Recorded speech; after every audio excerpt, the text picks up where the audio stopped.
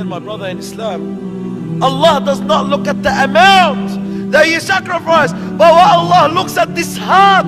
Does this heart love Allah the most? When Allah Azza wa Jal commands Ibrahim alayhi salam to slaughter his son Ismail, and then picture yourself and put yourself in the place of Ibrahim. The attachment that Ibrahim had to Ismail is more than an average attachment from a father to a son. Why? Because Ibrahim waited for over 100 years until he had his first child.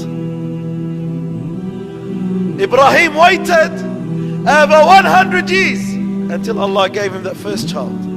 So his heart was a lot more attached to Ismail than the average heart of us that Allah Azza wa Jalla grants us a child just after marriage.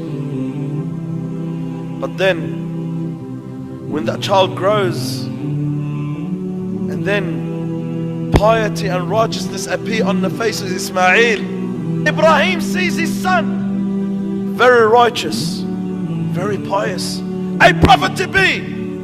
So not only that the heart of Ibrahim is attached to Ismail, but now when you have a righteous son with a bright future, your heart becomes a lot more attached to the son. So Ibrahim became so attached to Ismail, and Ibrahim sees Ismail growing with piety and righteousness and obedience to Allah and his parents.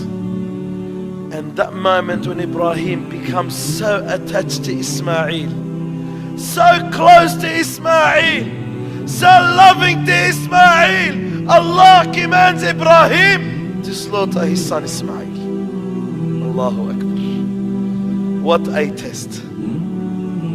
What a test. What's the test upon Ibrahim? Not to leave Ismail. After Allah tested him to take Ismail and his mother Hajar in the middle of a valley that no being lives there. But now the test, that Ismail to be slaughtered by his father Ibrahim.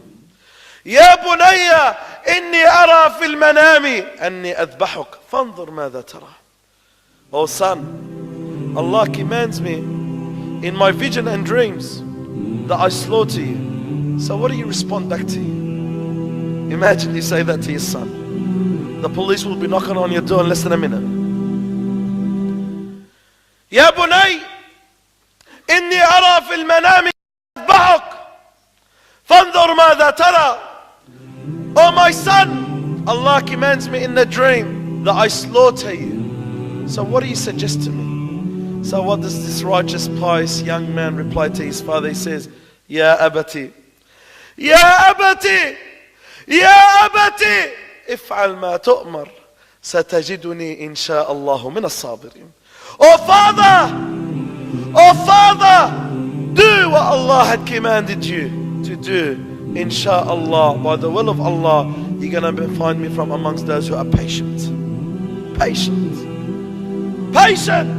for the sake of Allah. If that's what Allah commands you, oh dad, don't even hesitate, because Allah's commandment comes before loving your son. Allah's commandment comes before loving anyone.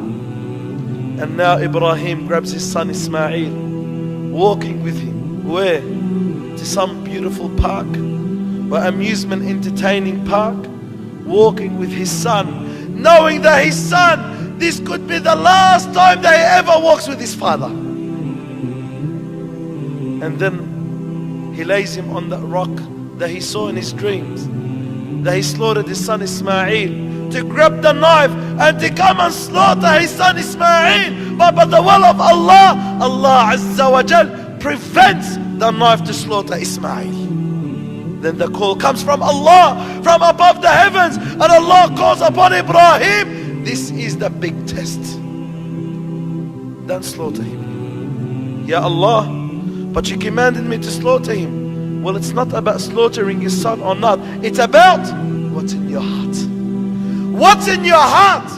So when Ibrahim came to slaughter Ismail, and that moment Ibrahim did everything he can to slaughter Ismail. Allah Azza wa Jal did not allow the slaughter of Ismail, because slaughtering Ismail does not benefit Allah. But what Allah wanted to say is in the heart of Ibrahim, does Allah come before anyone, including his misbeloved son Ismail? Sacrifice. It's not about what you sacrifice. It's not about what you give. It's about what's in the heart.